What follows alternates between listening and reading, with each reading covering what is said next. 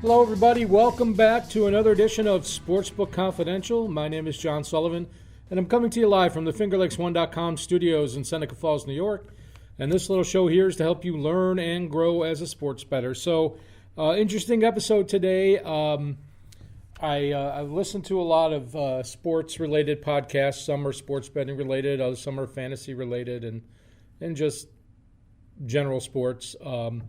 But I came across one that had a very interesting format, and I'm going to somewhat plagiarize that today by asking myself 5 questions to ask a sports bettor. You'd want to ask an experienced sports bettor, and I have not prepared the answers. I've seen the questions, but I have not, written down prepared answers or anything. I'm just going to try to answer them off the cuff for you and give you my interpretation of what my sports betting experience has been like. And if you're trying to learn about sports betting, these are questions you might want to save and ask somebody that is an experienced sports bettor to get some insight. You're always going to want to be trying to learn more if you want to be successful in sports betting. It's a constant. We've talked about the continuous learning curve of sports betting, and that's part of the process. You're always trying to learn new things. Sometimes it's new sports or new ways to model or new statistics to digest or new sports. So we're always learning. We're always trying to stay ahead of that curve and find ourselves some value. So we're going to talk about that. And it's pretty light sports week. We've got 3 NHL games tonight, and we've got the 2 NFL games on Sunday. The college season is over, college football. I've been experimenting with an NBA model, and I may start incorporating that into the show. We'll have to see, but it's going to be a lot of hockey and maybe some college basketball and some NBA going forward, at least for the next couple of months. So we'll talk more about which sports we're going to cover this spring. But before we get to our 5 questions, let's go right on to what we always do at the beginning, is update my bankroll. And I had 4 wagers last week. I went 2-2. I had on Friday night the Penguins money line at plus 132, and that was a winner for us. So that netted $21 to the bankroll. And we had the 49ers Vikings over 44, and boy, it sure looked like it was going to go over at halftime, but the Vikings were shut out in the second half, and the 49ers really controlled that game. They did not want to give a mercy touchdown up to Minnesota, which would have pushed my bet, so it was a loss, minus 16. Then we had the Chiefs minus 8 on Sunday, I believe it was Sunday, and boy, that looked like it was going to lose. The Chiefs were down 24-0, ended up winning 51-31. They cruised easily. They scored 4 straight touchdowns to go up 28-24, never looked back. Plus $14 to the bankroll. And then on Monday night, I had Clemson plus 6 against LSU, and that turned out to be a bet that looked like it might win, and then was completely shut down. They were up 17-7. Clemson played a horrible second half. Trevor Lawrence missed a lot of throws, and Joe Burrow didn't miss any. And of course, they had, just like when I had Ohio State in the semifinals, they had all the reviews went against Ohio State. This time, all the calls and reviews went against Clemson, and that's the way the cookie crumbles. It just happens that way sometimes. But they could not. As I said in the preview, they either have to keep pace with LSU or stop them. In the first half, they stopped LSU for the most part. In the second half, they couldn't stop them at all. They couldn't make adjustments, and then they lost their best defensive player in a targeting call, and that was kind of all she wrote. So if you do the math, that's a profit of $3. So for the second week in a row, I've turned a profit, and the profit has been less than $5 each week. But my new bankroll is $472, and the bet size remains 16. But you love to see that on weeks you go 2-2, or you might go even 2-3, that you might end up ahead a couple dollars because one of your underdogs hit. And those are the weeks you just have to grind it out and try not to lose any ground. So the weeks you go 4-1 or 5-0, those are the ones that boost your bankroll up, and all of a sudden you're up a couple $100 in your bankroll, and you're betting, substantially more in every game. So that's what we'd like to see. We'd like to have a nice big winning week one of these weeks, but we're going in the right direction. So we're going to start right off with 5 questions for a bettor, and I will give props to the Pinnacle podcast for these questions. They have 3 or 4 different types of podcasts they do, and this is one format they use. And I find it very interesting. I don't always find what the people say. I'm always looking for new nuggets, so I hear a lot of the same stuff over again, and it doesn't always entice me. But I think the questions are very good, and I'm going to try to answer them for you right now as I look over and look at question number 1. And this one's easy for me to answer. What do you bet on and why? Well, for those of you that do know me and have followed me for a long time, you know that I bet NFL, CFL, and NHL. Those sports, I like them all. I like the fact that in the football sports, even Aussie rules football, which I like very much, but I do not bet it because of the odds are juiced too high. Instead of paying minus 110, you're paying basically minus 120 on every bet. It's too much rake to try to beat. But NFL has very good odds. It's the most liquid and therefore considered the most efficient market. But I feel like I have a very good model for NFL, and I've had winning years and losing years, but it's been, I think, 4-3 over the last 4 winning years. And the losing years are usually not bad. There might be a couple units down. I think last year I finished slightly up, but the year before I was like 2 or 3 units down, and I had one year where I was just like a half a unit down.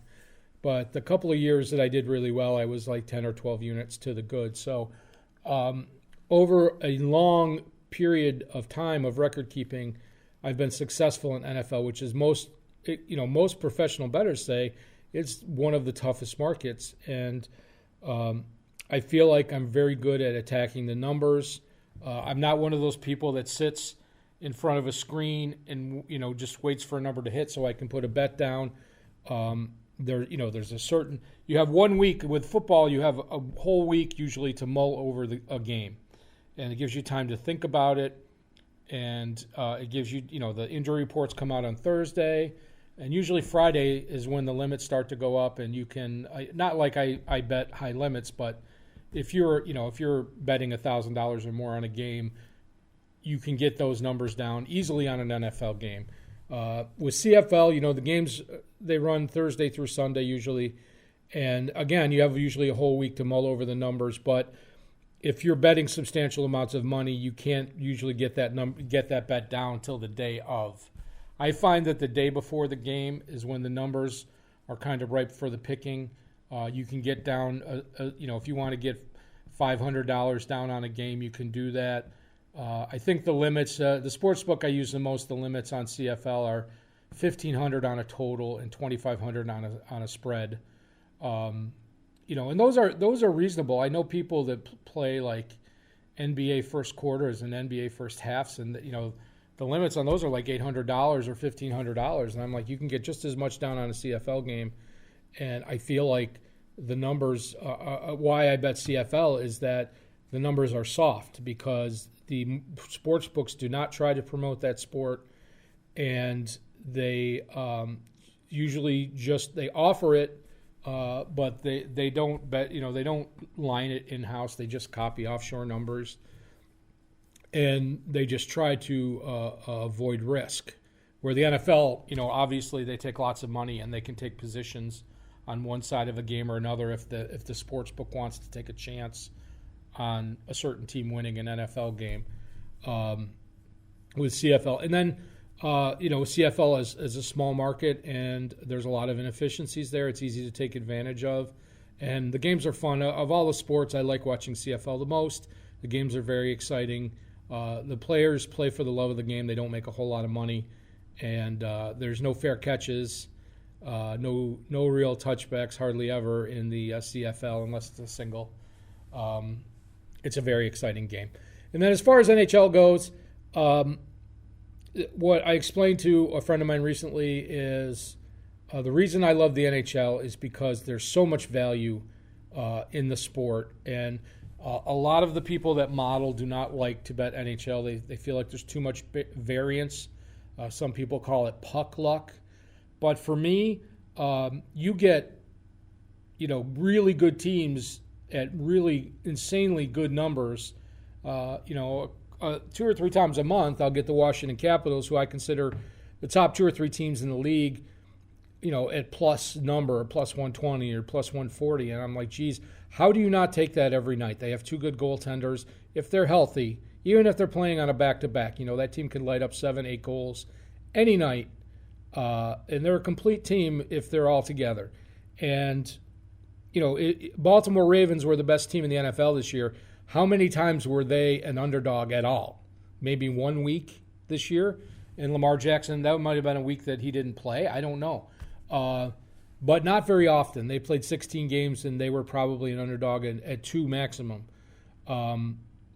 So my point being that in the NHL, you have an 84-game season for every team, and those teams, even the really good ones, are underdogs at some points in the season. There's just a ton of value in being able to bet those numbers. And I'm amazed that more people, don't take advantage of that. I would say that, if you're a big-time bettor, you can bet 20 to 2,500 on a NHL over/under and up to $5,000 on an NHL side. That's a substantial amount of money. I obviously, I bet way below that. But that's what you're looking for. You're looking for a market that has value in it, and obviously the CFL does, the NHL does, and those 2 seasons overlap each other. The NHL goes from October to June. The CFL goes from June to November, and then the NFL goes from September to February. And I'm looking for another sport to kind of fill that void, and I may talk about that in a future episode. But baseball has not been kind to me. I do not bet baseball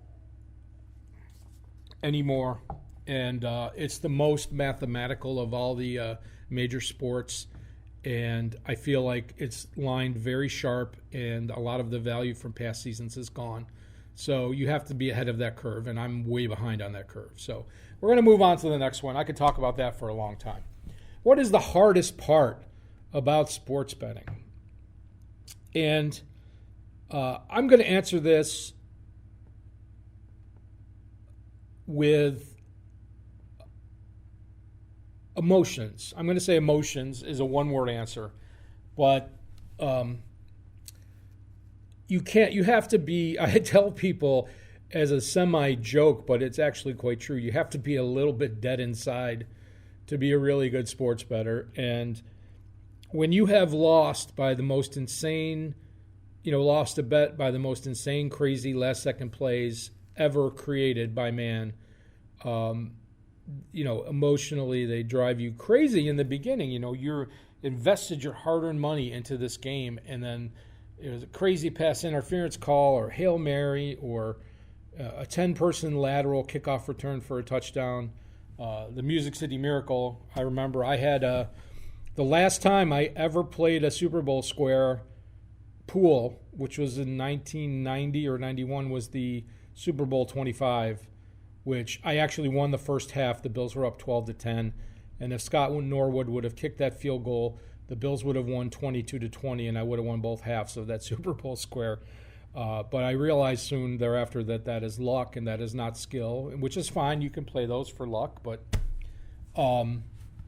there's a lot of people that lost money on that game because of that kick, and there's hundreds of thousands of instances over the years, disqualification in a Triple Crown horse race or you name it. Emotions drive you have to have control over your emotions to practice good bankroll management, practice good bet sizing, practice good process. If you do not have control over your emotions, you're going to be doing things like chasing losses. You're going to be making bad bets like betting parlays. You're going to be throwing good money after bad, as they say. And I feel like being able, I can watch a game without having any bet on it, and it's still absolutely, if it's something I like, it's still important. I enjoy watching it. I get excited. I yell at the refs sometime, but, I love CFL. I don't bet on every CFL game, but I'll watch. They have 4 games a week, and I end up watching all 4 of them usually. And, I probably only have a wager on 1 and maybe 2 at the most. So if it's something I like to watch, like hockey or football, I watch, I watched all the NFL playoff games. I didn't bet on them all. But you can be a fan and you can be emotional, but you have to separate your emotions from your betting process. And that's the hardest part. I mean, that's a growing process that everybody has to go through when they decide to become serious about sports betting. And if you're bet sizing correctly and you're managing your bankroll, a loss is not going to hurt your bankroll. It might suck, but it's not going to cripple you because you're doing the process correctly and you're bet sizing correctly, and you have money set aside in case you lose a couple of games in a row. It's not going to cripple you. So emotions is definitely the hardest part of betting, and you kind of have to have some poker players have said to be successful, you have to have a healthy disregard for money. I think that's a poor way of saying you have to separate the money from the activity. Like once the money's in your betting bankroll, it's kind of dedicated to that, and you can't be betting out of your daily expenses, your what poker players would call your life roll, the things you use to buy your peanut butter with and to pay for your doctor's appointments and stuff. That has to be separate. The betting money has to be separate because once it's in your bankroll, it's really gone and dedicated to that. And again, that's just wrapping your head around it. And to me, that's the hardest part. Once you're past that, it's just a matter of learning the concepts. What would you do with your time if you were not betting? And probably more, probably activities that help society a lot more than what I'm doing here right now. But this is my hobby and I enjoy it immensely. But if I was not dedicating my time to sports betting and the podcasts that I do, I would probably do more teaching, maybe some type of educating. I have a counseling degree. I'm heavily into cryptocurrencies. I do a lot of tech stuff. I've started gardening for the first time last year, which I find, as somebody who is connected by choice most of the day, I found that I took 30 minutes a day and was gardening, was outdoors, no cell phones, no phone, no computer, just me and my plants, and I find that insanely refreshing.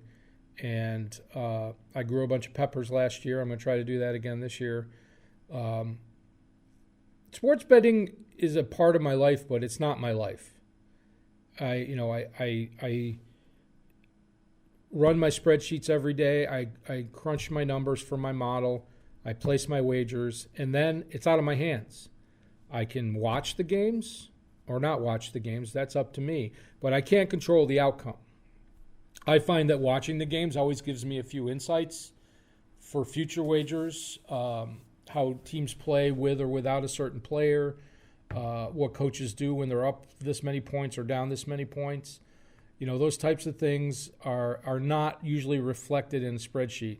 They're very hard to quantify. So I find that watching those things, is good. But you could do what I do. You can learn all these concepts and develop a model, and you could spend, less than an hour a day doing sports betting, and you could have plenty of time to do whatever else it is you want to do. But I feel like that I would like to find, I would love to be more successful and find a way to help the community in other ways. I'm very proud to be a part of the Finger Lakes One Network and do local programming here in the Finger Lakes. And it would be nice to be able to help other people around here. So we got a couple more questions. Let's move on. What betting advice would you give to your younger self starting out? And I would probably have to say that it would be dedicate your bankroll, and don't be afraid. How do I put this? When you're starting out and you're betting $10 a game and you want to bet more, you feel like you're not getting anywhere. But when you're betting $10 a game or $5 a game, that's the time to be learning. That's the time to make mistakes. Don't try to move up. I've made a lot of poker analogies today, but I played online poker 20 years ago, and I wasn't very good. But everybody was all about how high of stakes they could afford to play and playing the highest level you could afford to play. That's not how we do it here.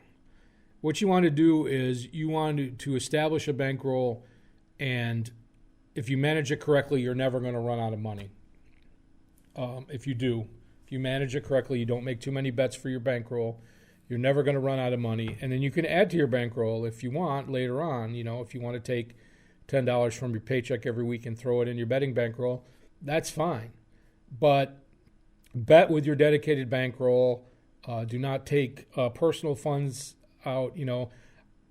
I've never really bet money I didn't have. I've never bet with a credit bookie, which a lot of the illegal, before betting was legal, there were local bookies that took your bets personally and you'd settle up once a week. And I actually met one of them when I lived in Buffalo, and he said he would only let me bet $250 a game. I mean, he just because one of his friends told him I knew what I was doing. But don't bet on credit. Dedicate your bankroll, and don't worry about making mistakes. Don't worry about that losing streak is going to happen. That 10 in a row is going to happen. It happens to everybody. It just happened to Colin Cowherd on his show. The last 10 NFL games he picked all lost. So it's going to happen. So make sure you have a dedicated bankroll and you manage your bet size and your bankroll. And number 5 is going to be the same thing all over again. What is the one pure truth of sports betting? And it's bankroll management above all else. And I've said this on the podcast many times, and I've said it on Twitter. And there's more than one way. Is sports betting beatable? I say yes.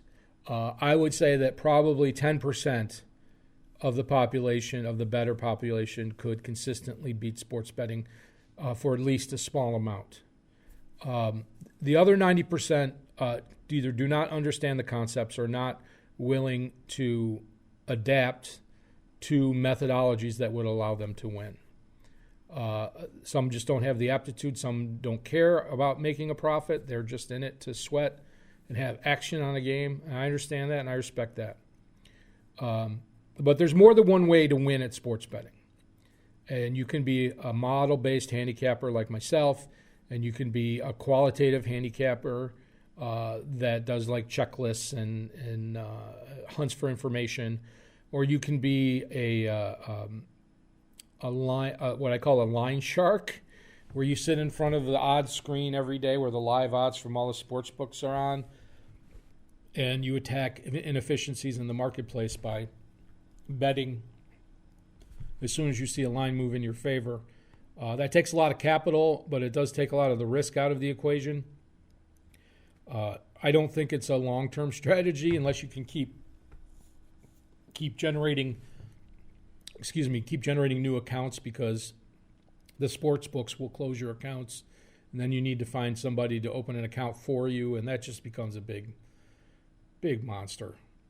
Just handicap. I feel like to me, that's the excitement of sports betting. It's the puzzle. Todd Wishenheft said that on the Action miniseries, but unfortunately he doesn't follow it up. He says, I enjoy the puzzle of sports betting, and I do too. That's why I'm here. That's why I'm on this program. The problem is he goes out and bets on feeling or a trend that doesn't have any math to back it up, which is insane because the guy is mathematically very sharp, and I don't understand.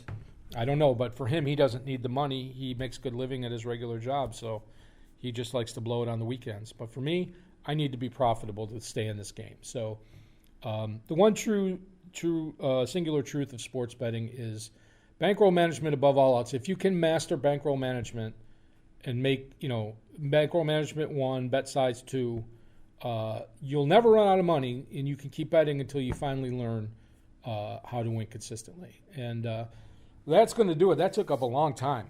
Wow. I talked my ears off there. So we only have a few games to look at, so why don't we get right to them? I'm going to start with the NHL on Friday. We got 3 games, and you got two teams playing back-to-back here, the Ducks and the Hurricanes. Ducks going with Ryan Miller tonight. Hurricanes probably with Mrazek.